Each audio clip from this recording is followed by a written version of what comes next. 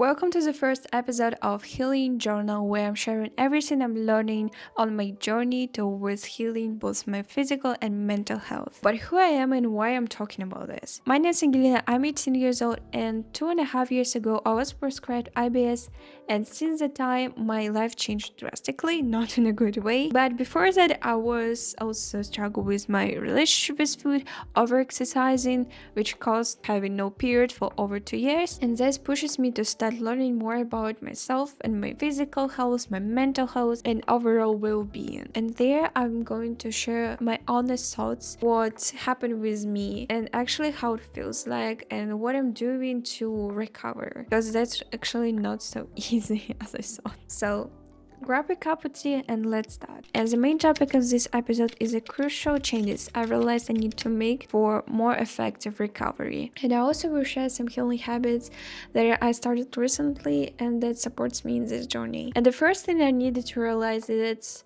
recovery, first of all, consists of mental work. When I firstly was prescribed IBS, of course I started with obvious ways and tools. I went to a doctor and she prescribed me a specific diet, took some medicines, and they worked for a while, but didn't work as I've expected. And it was the big fault for me, realizing there is no magic pill to a recovery. Like, I always was hoping that this is tool is going to work or this is going to work, and each time when it didn't work out in the way that I expected, it didn't heal me in magic way, I was frustrated even more. Not everything is going to work, and that medicine or that specific tool is not going to heal you. And when I realized that, I've become less stressful. It's become easier to keep going. But only in a year I figure out I need to work on my mental health. I think it happened when we with my mom went to the psychiatrist,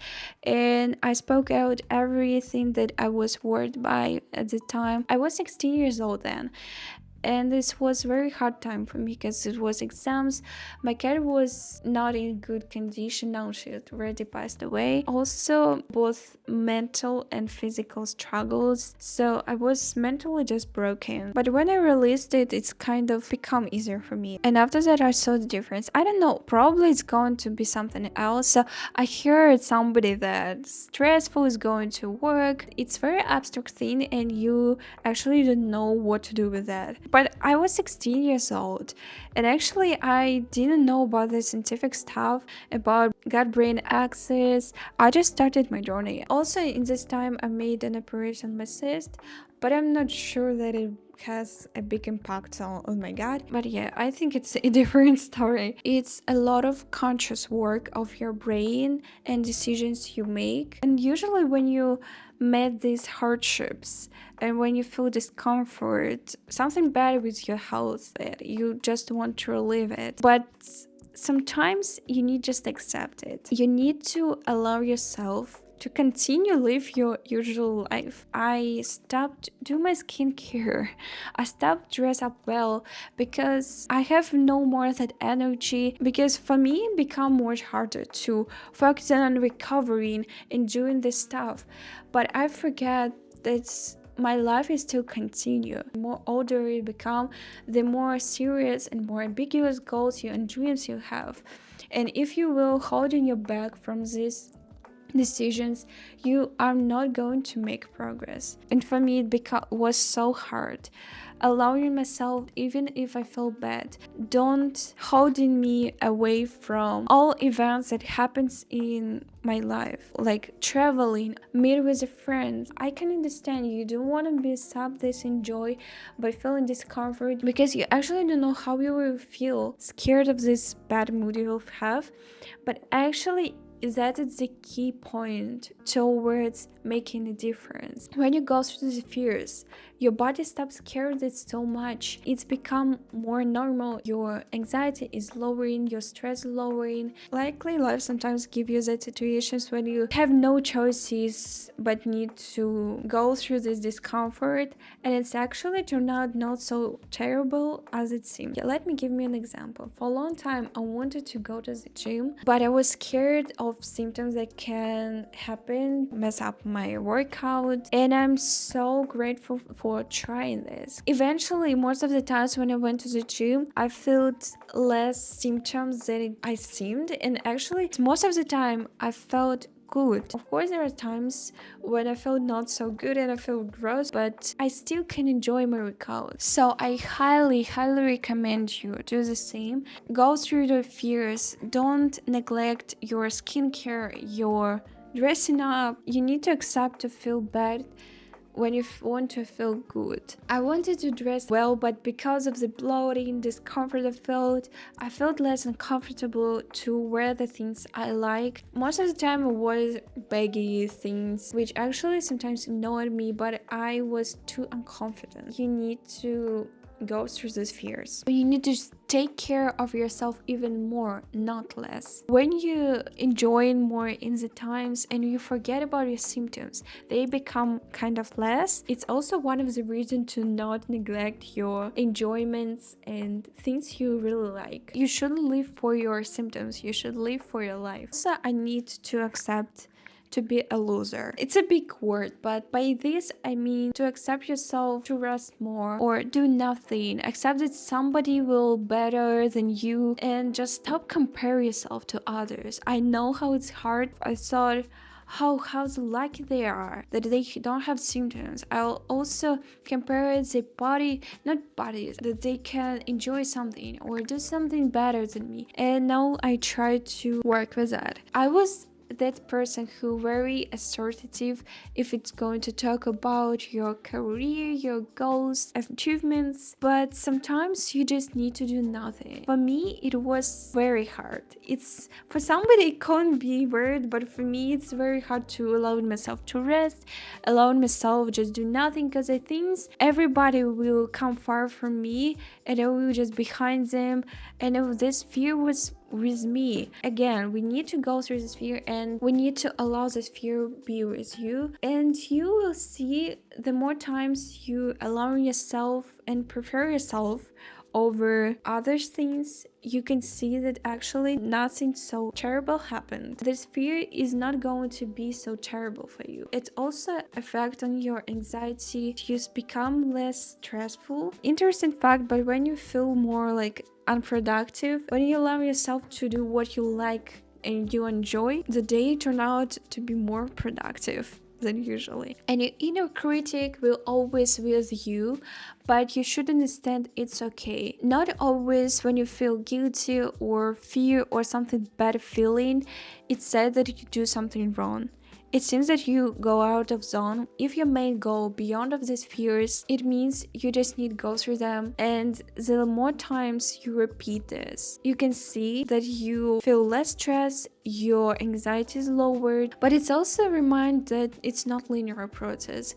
It's actually up and down, it's waves, and there is bad days. Actually, there is days when you just can't bear anything, and I could understand you totally. When you feel bad days, you can't think about anything except yourself, except your symptoms you feel okay in these moments. Actually, it's very hard, and you think that you start over and you back to the first level. Sometimes you need a few days after that bad days to reset yourself and allow yourself to feel better, but you need to accept it. Okay, I feel bad today, I feel really gross, but I believe that the next day will better. I just keep going. I'm already working on it. I know it, that it's need time. I trust my body. Sooner or later we will go through this. And now it's time for healing habits, but I want to remind you, it's not going to be a magic pill. It's what I introduce to help myself. It's also not a professional advice, it's just my personal experience, the decision I make, and I want to share with you, to be honest, what I'm doing to recover. 2 weeks ago I just felt very gross and helpless, But after I saw some girl who shared her experience with IBS, she has resembled symptoms as me now, and this gave me some hope. Since then, I started to do meditations. I did it before actually, but when you see that somebody was in the same situations as you, and you see that he on the point that you wanted to be, you are more dedicated to continue and keep up. But you shouldn't force yourself to do meditations. One time I find meditations helps me a lot with my nervous regulation. It helps me to calm down, and when I didn't know how it works, but I just doing it because I felt better after them. First of all, I recommend you to find a person who you find vibe with. Find the time when you feel less pressured to do this meditation, the more appropriate time for you. For me, I found in the evening, and you should remember that you do meditations to help yourself, not to make it even more stressful for yourself. Put it in the side of the person who you want to be, if that person acts in this way, and sometimes it helps you to find what's you true want. Meditations also helps you when you really struggle with doing nothing because it seems unproductive and you lose your time. When you do meditations, you actually help yourself, but also set time only for your body, for the quiet. You kind of also do nothing. But if meditation seems too hard for you, I can recommend you to start breath working. And also what I heard from that girl, to breathe properly. It means breathe through your diaphragm and your stomach rather than your shoulders and your chest, because it's also help your digestion to relax. So it's very easy, and some breathing work like 4-4-4, 4-7-8, you probably know this.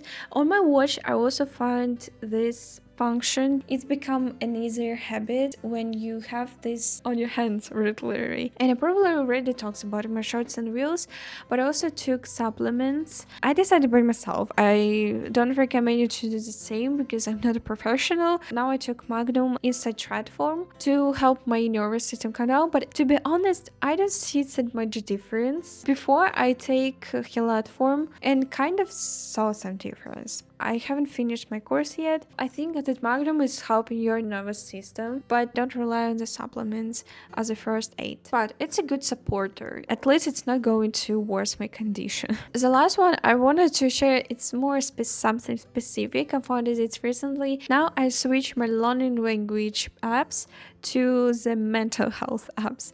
It's called Quabble. It's not ad, but I lately found it and I personally love it so much. If you wanted to do something more precise, something more consistently, this app is really going to help you. I found it very fascinating. The girls are so cute and I don't get so bored. This app has different tools to help your nervous system, your mental health. I do it morning in the evening, and if you're interested in supporting your mental health in this way, I can recommend you to try this app. Share your own experience. Probably you find something new or you already introduce them and make some difference. Let me know, and I wish you have a good day today. And I will be waiting you on episode 2. Goodbye.